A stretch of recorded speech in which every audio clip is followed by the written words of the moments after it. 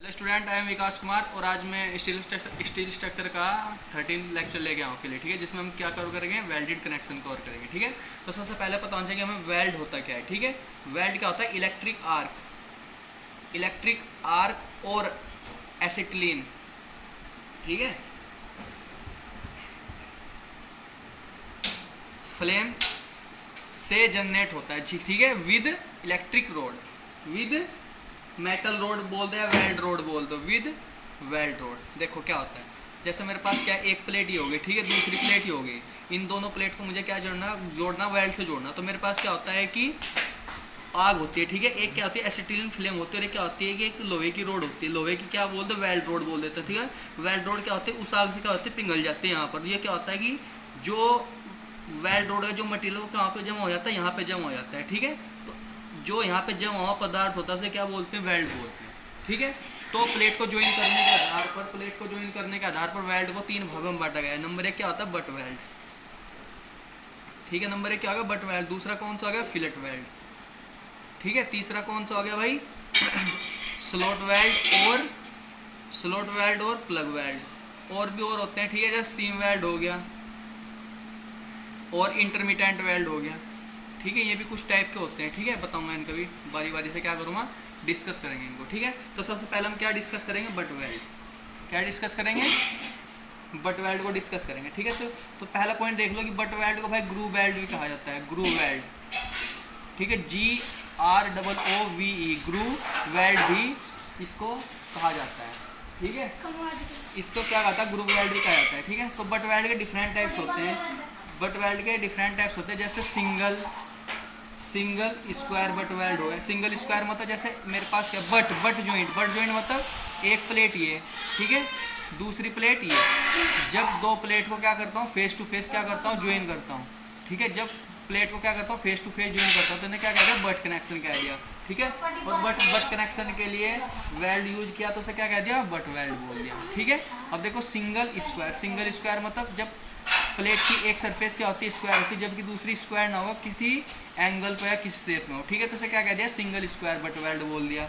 ठीक है, दूसरा क्या होता है, double square butt weld. Double square butt weld क्या होगी, जब ज्वाइन करने वाली प्लेट की बोथ फेस क्या होते हैं, स्क्वायर होते हैं बिल्कुल। ठीक है, इसे क्या कहते हैं, डबल स्क्वायर बट वेल्ड कह दिया। ठीक है, अब एक क्या होता है, सिंगल वी बट वेल्ड क्या है। सिंगल वी बट वेल्ड मतलब जैसे एक प्लेट की सरफेस कैसी, इस टाइप से। ठीक है, दूसरी प्लेट की सरफेस कैसी, फेस कैसा है, इस टाइप का। तो क्या बना है, देखो सिंगल वी नहीं बना रहा है, देखो एक वी, तो इसे क्या कह दिया, सिंगल वी बट वेल्ड कह दिया। अगर कोई पूछ ले कि डबल वी बट वेल्ड क्या होगा, डबल वी बट वेल्ड कैसा होगा, देखो इस टाइप से, डबल वी बट वेल्ड देखो एक वी ये बनना है यहाँ से, दूसरा वी ये बनना है। ठीक है, तो ये क्या कह दिया, डबल वी बट वेल्ड कह दिया। आगे समझ में, तो ये डिफरेंट टाइप्स के होते हैं। ठीक है, जैसे सिंगल यू बट वेल्ड हो गया, डबल यू बट वेल्ड हो गया। ठीक है, तो जो सिंगल चीज़ होती है, जो सिंगल बट वेल्ड होता है, क्या बोलते हैं, इनकम्प्लीट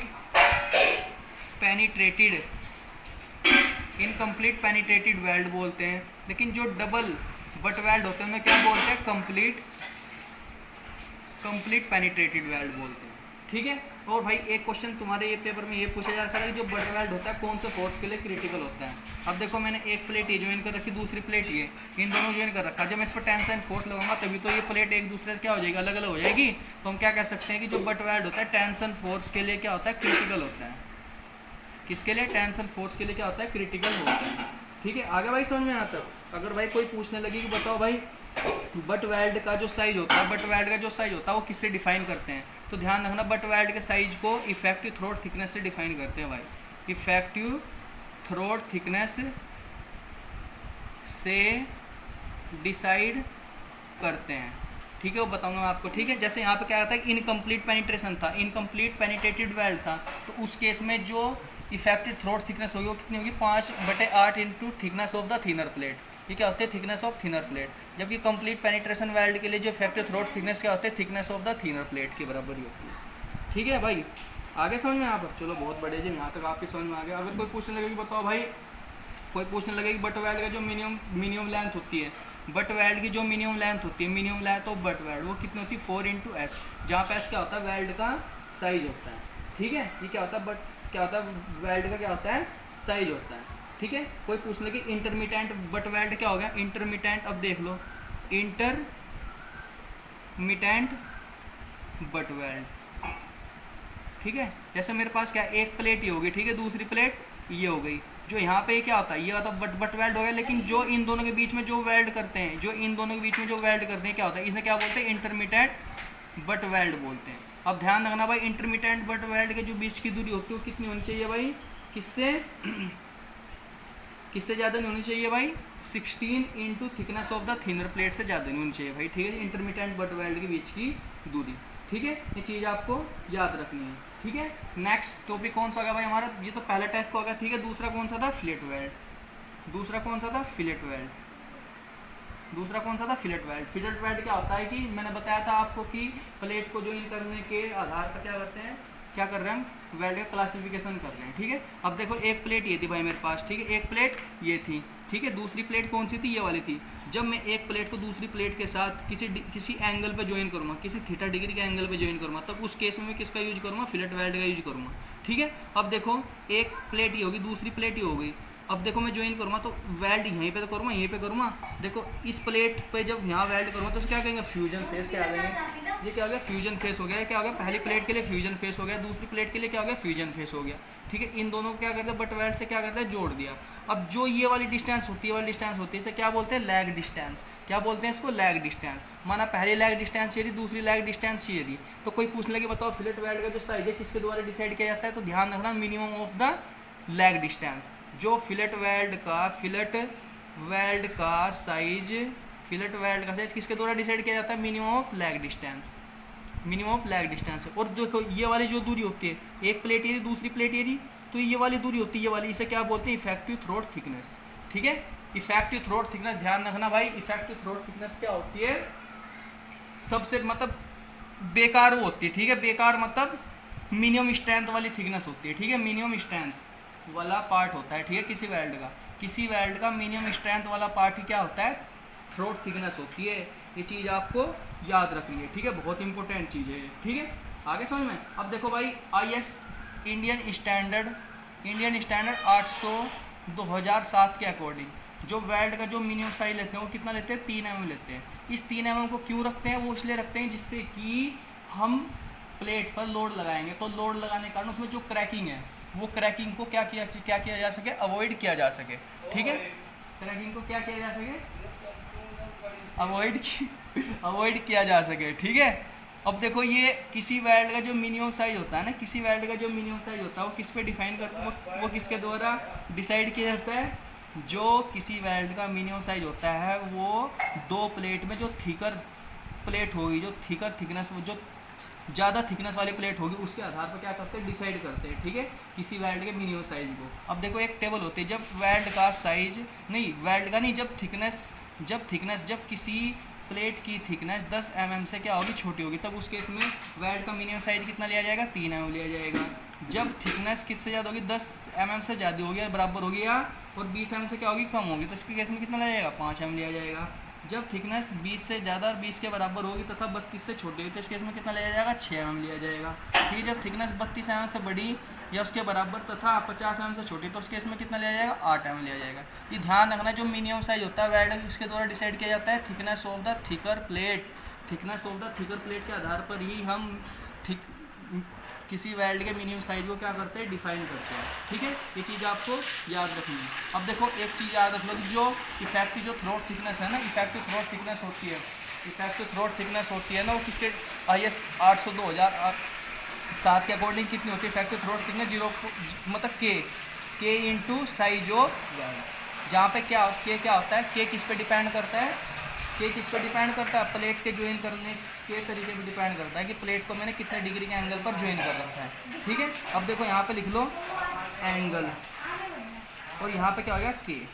ठीक है, देखो जब दो प्लेट के बीच का जो एंगल होता है, जब 60 से 90 डिग्री के बीच में होगा, चलो लिख लेता हूँ। ठीक है, 91 से 100 के बीच में होगा, तथा 101 से 106 के बीच में होगा, 107 से 113 के बीच में होगा। ठीक है, 114 से 120 के बीच में। अब देखो जब एंगल कितने 60 से 90 के बीच में होगा, तो कितना होगा, 0.7 होगा के का मान। ठीक है, जब इसके बीच में होगा 0.65 होगा, ये इसके बीच में होगा 0.6 होगा, इसके बीच में 0.55 होगा, ठीक है। जब इसके बीच में होगा 0.5 होगा। अगर कोई पूछने लगे कि बताओ भाई दो प्लेट के बीच का जो एंगल है वो कितना है भाई 88 डिग्री है, तो इसका मतलब क्या है कि इफेक्टिव थ्रोट थिकनेस कितना है 0.7 इंटू एस, जहाँ पे एस क्या होता है वेल्ड का साइज होता है, ठीक है। आगे समझ में, फ्यूजन फेस समझ में आ गया आपका, चलो बहुत बढ़िया यहाँ तक आगे। तो अब देखो कोई पूछने लगे कि भाई किसी वेल्ड की इफेक्टिव लेंथ कितनी होती है, ये IS कोड के स्पेसिफिकेशन है, ठीक है, IS कोड के स्पेसिफिकेशन, ठीक है। कोई पूछने लगे कि भाई वेल्ड की इफेक्टिव लेंथ कितनी होती है, वेल्ड की इफेक्टिव लेंथ कितनी होती है, तो ध्यान रखना टोटल जो लेंथ होगी वेल्ड की जितनी लेंथ पर कर रखा है प्लस के 2 इंटू एस, ये क्या होती है वेल्ड की इफेक्टिव लेंथ होती है, ठीक है। ये चीज़ आपको याद रखनी है।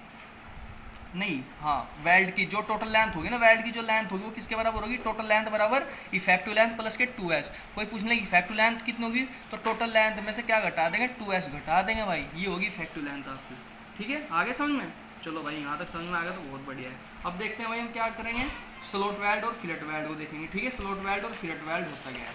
अब देखो स्लॉट वेल्ड और फिलेट वेल्ड का यूज कब करते हैं, जब हमारे वेल्ड, जैसे नेक्स्ट टॉपिक कौन सा आ गया भाई हमारे पास, स्लॉट वेल्ड, स्लॉट और plug weld, slot and plug weld, ठीक है।